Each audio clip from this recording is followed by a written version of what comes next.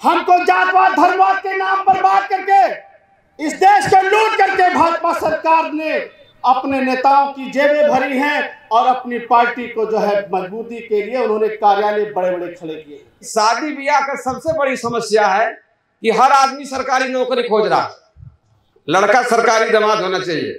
अब दिक्कत यह है कि भाई सरकारी वैकेंसी नहीं आ रही है तो सरकारी लड़का कैसे मिलेगा। एक ही साथ सारी समस्याओं का समाधान है कि जितना जल्दी हो सके इस सरकार को सारे लोग, प्रधानमंत्री कौन बनेगा क्या होगा वो बात की बात है, लेकिन सबसे पहले जो है बीजेपी को हटाना है और हटाने के लिए कांग्रेस को वोट देना है। बाबा साहब ने क्या किया था कि सरकारी संपत्तियों, निजी संपत्तियों को सरकारी में कन्वर्ट कराया था। और आप देख रहे होंगे जो अटल बिहारी वाजपेयी के जमाने से लेकर के वो सारी सरकारी संपत्तियां अब क्या की जा रही हैं, निजी की जा रही है।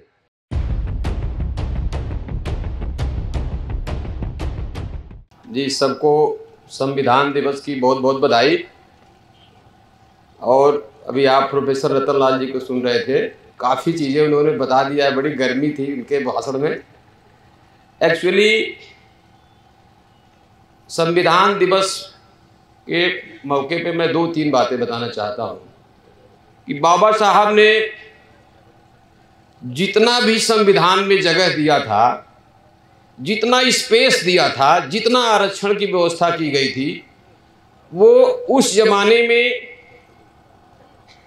नेहरू जी की प्लानिंग के साथ, बाबा साहब की प्लानिंग के साथ मिलकर के जो काम किया गया, जितने भी हमारे देश में संपत्तियां थी उन सारी संपत्तियां या तो अंग्रेजों के पास थी या तो हमारे राजाओं के पास थी। आप जानते होंगे कम से कम 550 देसी राजा हुआ करते थे इस देश में। और सारी संपत्तियों को बाबा साहब ने कांग्रेस के ऊपर दबाव डाल के, नेहरू जी के ऊपर दबाव डाल करके उन संपत्तियों को राष्ट्रीयकरण करवाया। राष्ट्रीयकरण का मतलब ये होता है कि अब वो संपत्तियां सरकार के अंडर में आ जाएगी। तो जब वो संपत्तियां सरकार के अंडर में आ जाएगी तब आपके पास उसमें रिजर्वेशन का रास्ता क्लियर हो गया। अब आप प्रोफेसर रतन लाल जी को सुन रहे थे, बाबा साहब ने क्या किया था कि सरकारी संपत्तियों, निजी संपत्तियों को सरकारी में कन्वर्ट कराया था। और आप देख रहे होंगे जो अटल बिहारी वाजपेयी के जमाने से लेकर के वो सारी सरकारी संपत्तियां अब क्या की जा रही हैं, निजी की जा रही हैं। इसलिए की जा रही हैं कि आपका जो रिजर्वेशन का जो दरवाजा था वो बंद कर दिया जाए। आज देख लीजिए, हम लोग पूरा उत्तर प्रदेश में घूम रहे हैं, हर गांव में आप देख लीजिए ITI, polytechnic, B Tech, M Tech, BBA, MBA, BSc, MSc करके गांव का गांव लड़का बैठा हुआ है और किसी की नौकरी नहीं लग रही। ये बात सही है कि नहीं, बता दीजिए आप। किसी की नौकरी नहीं लग रही है, कोई वैकेंसी नहीं निकल रही है। बाबा साहब ने 226 कोयला खदानों का राष्ट्रीयकरण करवाया था। राष्ट्रीयकरण मतलब अब वो वहां कोयला की खदानों में जाकर के सबको नौकरियां लगनी शुरू हो गई थी। देश में टोटल 18 मंडल हैं रेलवे के। आप सुना करते थे रेलवे गोरखपुर की भर्ती आती है, रेलवे अजमेर की भर्ती आती है, रेलवे बॉम्बे की भर्ती आती है।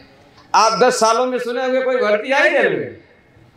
शेड्यूल कास्ट का आदमी, देखिए पिछड़े समाज का आदमी ये कह सकता था कि उसका रिजर्वेशन 1990 से लागू हुआ है, लेकिन शेड्यूल कास्ट का आदमी ये बात नहीं कह सकता है क्योंकि उसका रिजर्वेशन 1950 से लागू हुआ है। और आज जो शेड्यूल कास्ट थोड़ा सा जो तैयार हुआ है वो केवल बाबा साहब के दिए हुए आरक्षण की वजह से वह नौकरी करके थोड़ा सा संपन्न हुआ है। और वह मजदूरी करता था, वह किसान भी नहीं था, कृषि पशुपालन भी शेड्यूल कास्ट के पास नहीं था। वह सीधे मजदूरी करके और मेहनत करके सीधे जो है नौकरी में आया था। और इनकी प्लानिंग है, ये विषमतावादियों की प्लानिंग है कि अब ये नौकरियां समाप्त कर दी जाएंगी तो ये सीधे मजदूरी पे आएगा। अब पहले मजदूरी किसके यहाँ करते थे? इन्हीं के यहाँ करते थे। अब आपको सोचना है, हम इस संविधान दिवस के मौके पे बताना चाहते हैं कि जितना जल्दी से जल्दी हो सके, यदि शेड्यूल कास्ट का आदमी चाहता है कि उसके बच्चों की नौकरी लगे, उसके बच्चों की शादी ब्याह हो, क्योंकि शादी ब्याह का सबसे बड़ी समस्या है कि हर आदमी सरकारी नौकरी खोज रहा, लड़का सरकारी दामाद होना चाहिए। अब दिक्कत यह है कि भाई सरकारी वैकेंसी नहीं आ रही है तो सरकारी लड़का कैसे मिलेगा। एक ही साथ सारी समस्याओं का समाधान है कि जितना जल्दी हो सके इस सरकार को सारे लोग, प्रधानमंत्री कौन बनेगा क्या होगा वो बाद की बात है, लेकिन सबसे पहले जो है बीजेपी को हटाना है और हटाने के लिए कांग्रेस को वोट देना है। इसी के साथ सबको जय भीम जय भारत। मंच पर उपस्थित आज इस संविधान सभा के मुख्य अतिथि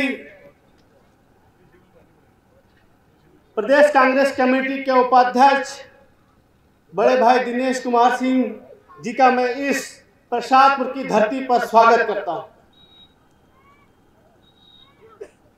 मंच पर यहाँ के पूर्व सांसद रवि प्रकाश वर्मा जी, इस कार्यक्रम के आयोजक महेंद्र प्रताप राणा जी जो कि प्रोफेसर हैं जेएनयू से, आज मैं देख रहा हूँ कई दिनों से लगातार वो बेचारे गांव-गांव घूम करके आप सबके बीच संदेश पहुंचा करके आज सबको यहाँ आज एकत्रित किया है। ये उनकी मेहनत का नतीजा है। मैं इस काम के लिए उन्हें कोट कोट धन्यवाद देता हूं कि आपने जो इस जागरूकता की पहल को आगे बढ़ाया है। मेरा आपसे अनुरोध है कि इसको और बड़े स्तर पर बढ़ाइए। आपने अगर इस काम को सफलतापूर्वक कर दिया तो निश्चित ही आपकी मंशा जो है पूरी होगी। मंच पर उपस्थित हमारे प्रोफेसर साहब आरबीसी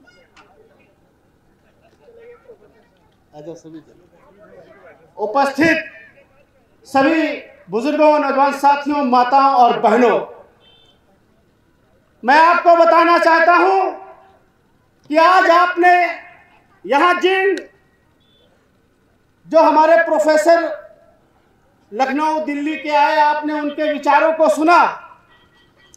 उनका कहना आपसे सिर्फ इतना था कि आपको जागरूक होकर के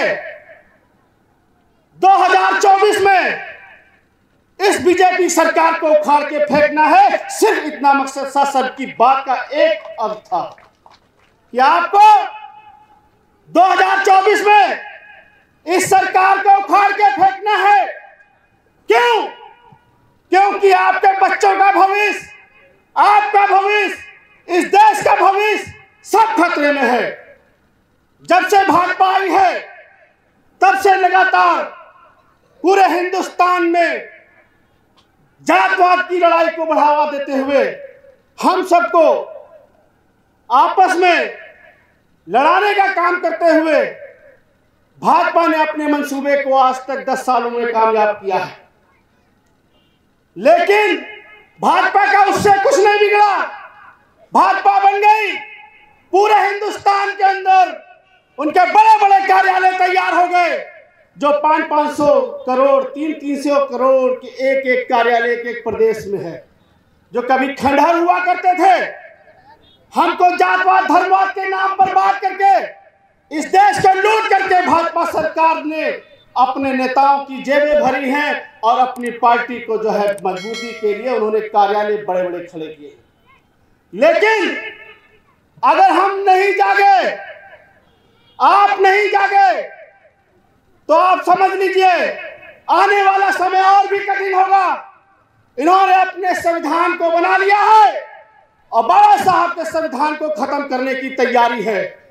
लेकिन मैं भी कहना चाहता हूं उस मंच के माध्यम से, हम सब मर जाएंगे लेकिन बाबा साहब का संविधान नहीं खत्म होने देंगे। पूरी ताकत के साथ भाजपा को उखाड़ के फेंकेंगे 2024 में।